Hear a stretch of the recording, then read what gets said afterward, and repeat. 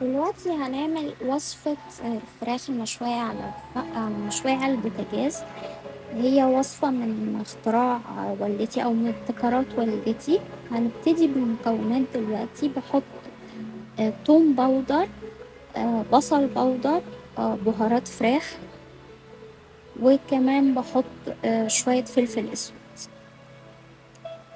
زي ما قلت هي حاجة من ابتكار بيتنا. بحط جنبها كمان شوية سكر، آه وهي بتتعمل على البوتاجاز. هي شبيهة بالحاجات اللي احنا بنشتريها من الهايبر. بحط كمان شوية بيكنج باودر. بيكنج باودر بيخلي التتبيلة فيها هشاشة. احنا بنوضب دلوقتي مكونات التتبيلة اللي هنتبل فيها الفراخ، الفراخ البانيه اللي هي المشرحة. وبحط كمان شوية زعتر، وبنهي بالروز ماري. انا طبعا مجري الحاجة علشان ما تاخدش وقت طويل معاكم. بنقي اللي هي فروع الروزميري الصغيرة اللي في الآخر علشان تدخل في كل شيء، يعني تدخل في التتبيل. بلين الأول الليمونة، يعني بلينها من أنا بدحرجها شوية على الرخامة بتاعتك. وبعدين بجيب ليمونتين. بدخل على المكون السائل من التتبيلة، هو ان انا بعصر ليمونتين. هو في مكون عبارة عن بهار اللي هو الجزء اللي شفناه في الاول. ودلوقتي ان انا بحط ليمونتين، بعصر الليمونتين. منساش ان البهار عبارة عن توم باودر، بصل باودر، بهارات، فلفل اسود، ملح، شوية بيكنج باودر، زعتر، روز ماري، معلقة صغيرة، معلقة شاي صغيرة من كل المكونات اللي فاتت دي. هي عبارة عن البهارات اللي بتبل بيها الفراخ بتاعتي. الفراخ بتاعتي مش فراخ كاملة، هي فراخ متشرحة، اللي هي الفراخ البانيه متشرحة. باجي للجزء السايل عندي اللي هو بيبقى عبارة عن ليمونتين. بدحرج الليمون على الرخامة بتاعتي علشان يعني العصر بتاعه يبقى احسن، يعني يطلع المية بتاعته بطريقة احسن. وبعدين بعصره. احنا بنتبل في بيتنا في كيس. الكيس بيبقى افضل لانه التتبيلة بتدخل جوه الفراخ، جوه نسيج الفراخ بشكل احسن. في ناس بتتبل في الاطباق، في ناس بتتبل في اطباق غويطة فليكن. بس احنا في بيتنا يعني بنتبل في كيس، في الكيس بتاعنا. بحط كمان معلقة عسل ابيض. ما عنديش عسل ابيض، بجيب معلقة السكر اللي انا حطيتها في الاول دي، بحط معلقة زيادة وبدوبها في شوية مية وبحطها مع الليمون. بقلب الجزء السائل من التتبيلة بتاعتي جوه الكيس. زي ما قلت الكيس بيبقى افضل على اساس انه بيدخل جوه جوه نسيج الفرخة، او جوه نسيج الفراخ بتاعتي. الفراخ دي هي اشبه بالفراخ اللي احنا بنشتريها من الهايبرات. هي بتبقى ألذ في الطعم وأقرب في الطعم من الفراخ اللي احنا بنجيبها من الهايبرات، وبيكون الشباب أقرب لها. بجيب مكونات البهار بتاعتي وبخلطهم في بعض، وببتدي أنزلهم على القسم السائل من التتبيلة. القسم السائل من التتبيلة وبدوبهم فيه زي ما انتوا شايفين كده. بحط المكونات بتاعتي، وببتدي اقلبها جوه الكيس علشان ما تكتلش جوه الكيس. ببتدي اقلبها جوه الكيس. زي ما قلت الكيس احنا ده من الحاجات اللي بنستخدمها في بيتنا علشان بيبقى احسن في التدبير عموما. ببتدي اقلب جوه الكيس. خلصت التقليب بتاعتي بتطلع بالمنظر ده في الاخر. في تكاية صغيرة في الاخر بنزودها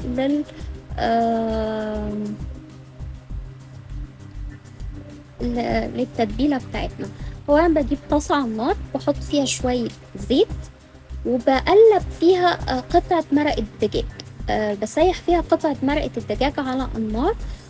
بفضل اسيحها على شوية الزيت اللي انا حطاها جوه الطاسة لغاية ما تسيح ويطلع عندي القوام بالطريقة دي. هتلاقيها ساحت كده وبقت مكرملة شوية، يعني هتلاقيها مكرملة شوية. دي برضو من الحاجات اللي بتدي طعم جميل للتتبيلة عندي، هتحبيها قوي ان شاء الله. هتوفر معاكي في البيت بدل ما تشتري من بره النوع ده من الفراخ المشوية على البوتاجاز. وبروح حطاها على التتبيلة بتاعتي واقلبها جوه برضو الكيس. بعد ما بخلص بقلب على طول جوه الكيس علشان كل المكونات تمتزج ببعضها وتبقى كويسة. زي ما قلت هي ابتكار والدتي، يعني هي مش حاجة مستخدمة. هنا انا بحط علشان افك الفراخ بحطها في شوية ملح وسكر في كيس برضو مع مية، وبسيبها تفك من التتليج بتاعها. يعني انا جايباها من التلاجة فمجمدة، فبفكها في شوية ملح ومية. ملح وسكر ومية عشان يروح طعم الزفارة بتاعتها. وبعد ما بتفك ببتدي أشرحها. أنا بشرح عندي فصين، في فص بشرحه على تخين، وفي فص بشرحه على رفيع. الفص اللي على تخين أنا بعمله تخين علشان في ناس في البيت بتحب التشريح، يعني بتحب الفراخ البانيه تبقى تخينة شوية. في ناس تانية بتحب الفراخ البانيه تبقى رفيعة شوية. أنا من الناس اللي بحب البانيه أو أي حاجة فيها بانيه مثلا، بحب إن القوام يبقى رفيع يعني. فأنا علشان أرضي الطرفين بروح مشرحة فص تخين وفص رفيع.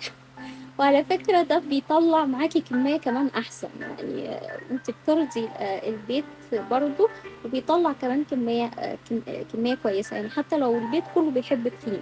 طيب ما احنا برضو هنخلص كده بسرعة الحاجة بتاعتنا، طب ليه ما شرحش فص رفيع وشرح فص تخين ويطلع معايا الفص، يعني في حاجة تخينة يعني لحوم تخينة أو قطع تخينة اللي بيحب القطع التخينة، وفي برضو معايا قطع رفيعة، يعني بتشبع بقى بطريقة أحسن وكله بيحبها بإذن الله يعني.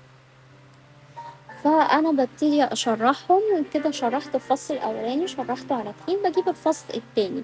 زي ما قلت إن أنا بطلع الفراخ بتاعتي بطلعها من التلاجة، بحطها في مية بملح بسكر، وبسيبها تفك مدة ساعتين.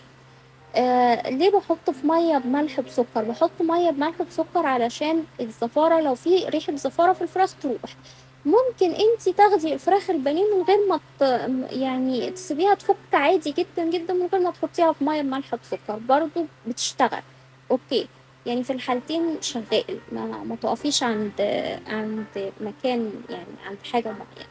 انا دلوقتي بشرح الفص التاني، بشرحه على رفيع. هو بياخد معايا شوية وقت بس ماشي. بنكمل يعني. بكمل التشريح بتاعه علشان تطلع معايا حاجة رفنوعة كده جميلة. يعني أنا بحب اللحمة تكون رفيعة شوية. زي ما قلت في ناس بتحب التخين، أنا شخصيا بحب الرفيع. الفراخ دي تشبه الفراخ اللي بنشتريها من الهايبرات. في فراخ بتشتري من الهايبر بتكون فراخ مشوية على البوتاجاز.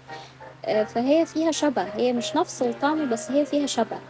فهتحبوها قوي ان شاء الله. هي بتبقى قريبة من ذائقة الشباب وذائقة الاطفال الصغيرين، فهم هتلاقوهم يعني عندهم اقبال على النوع ده من الفراخ. يعني انتم عارفين طبعا الشباب الصغيرين بيحبوا المجمدات اللي بنشتريها من بره، فاحنا ممكن نعمل حاجات مشابهة ليها برضو ان شاء الله يحبوها وتبقى قريبة منهم، وتبقى حاجة جميلة جدا. أنا كده بقطع آخر فص رفيع معايا، يعني حتى صغنطوطة كده يعني اوكي، وابتدي أشرح. خلصت التشريح ببتدي أتبل جوه الكيس ذاته. يعني مش بتبل بره الكيس وبرجع أحط في الكيس، لأ، بتبل جوه الكيس ذاته. بقلب على الوشين باقلّب على الوشين، وبعد ما أخلّص تقليب على الوشين، أول شريحة باروح حاطاها في الcorner، بازنقها كده في corner الكيس عشان أفضّي مكان للشريحة التانية، وبعدين باقلّب برضه على الوشين وأحطها فوق الشريحة الأولانية في corner كده في زاوية على الكيس، وهكذا دواليك زي ما انتم شايفين. بابتدي أعمل كده سريعًا يعني، باخلّص كده الدنيا معايا، بلم الدنيا معايا يعني. أرجوكوا تعذروني على الصورة شوية. أنا طالع عيني فعلا في المونتاج، يا رب يعني يا رب تكمل المرة دي على خير. آه، آه، فالمهم بخلص ده كله يعني، بروح حاطة كل شريحة بحطها بزنقها في الزاوية على جنب علشان أفضي مكان للشريحة الجديدة. لو وصلتي معايا لحد هنا أرجوكم ما تنسوش اللايك الشير، لأنه ده مطلوب على اليوتيوب على حسب ما بفهم من الناس يعني، عشان الفيديو يترفع. فأتمنى إن حضرتكم تشاركوني وتشجعوني بتعليق كويس ولايك وشير بإذن الله. ماشي، هنكمل التتبيل بتاعنا.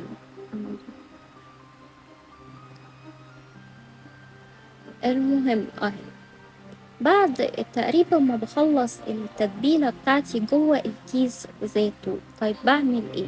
لما باجي بقفل الكيس بتاعي لازم افضي الهواء اللي فيه، لازم افضي الهواء اللي فيه علشان ما يدخلش الهواء التتبيلة تبقى من غير هواء.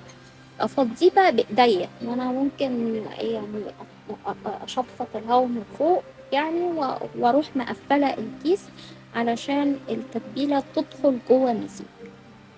بعد ما بخلص اهو ببتدي اقلب الفراخ كذا تقليبه كده جوه، بخرجهم من الزنقور، من الزنقور الصغير اللي على جنب، وببتدي اشرح وببتدي افرغ الهواء من نفرغ الهواء من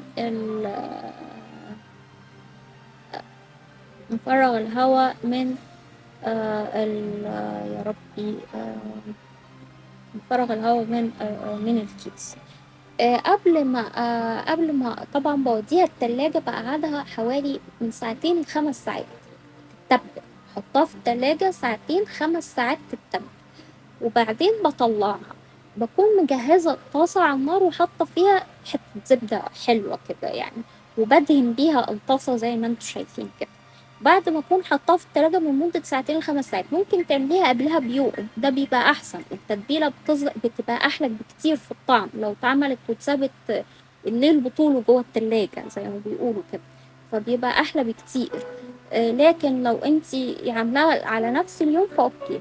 برفع النار وبحط الشريحة الأولانية، بدي صدمة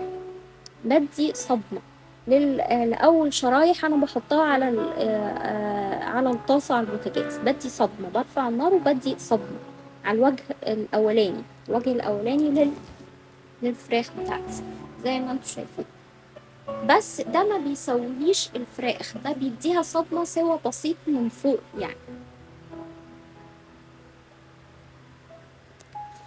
ده مش بيسويه الفراخ، ده بيديني سوا بسيط جدا جدا من فوق، بس بيبقى ضروري علشان ننجز يعني في الوقت.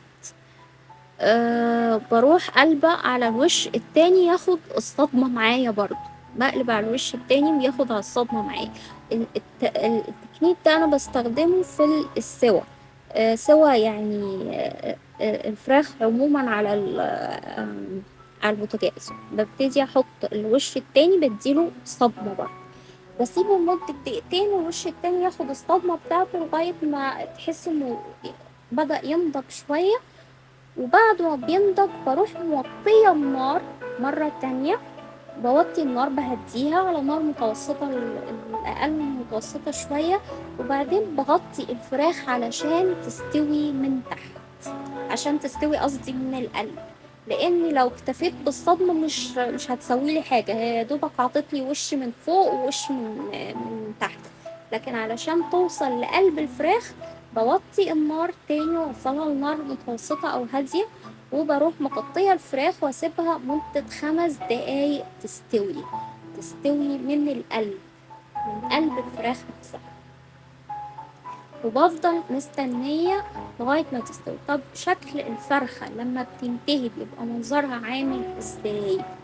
ده اللي هنشوفه. طبعا انا كنت بعمل حاجات جنب الاكلة دي، بس انا فصلت الفيديوهات. فصلت الفيديوهات. انا بوريكم يعني الحاجات الاكلات دي انا بعملها للمبتدئين وستات البيوت والشباب اللي هم يعني عايشين لوحدهم وبيبقوا محتارين يعملوا اكل عامل ازاي برضه. فاحنا بنتعلم مع بعض، وارجو انكم تعذروني على جودة المونتاج. انا بطلع بالمساكة على طول. ببتدي اقلب الفراخ على الوش التاني برضو اهو، بتبتدي تكون اخدت كراميل كده من فوق. لما بتكرمل من فوق بتكون تقريبا استوت. لما بتبقى بتكرمل برجع اغطي مرة تانية اسيبها 5 دقايق عقبال ما تخلص. ارجوكم ما تنسونيش في الشير واللايك. بحبكم جدا. كنت معاكم اول مرة على اليوتيوب. شكرا.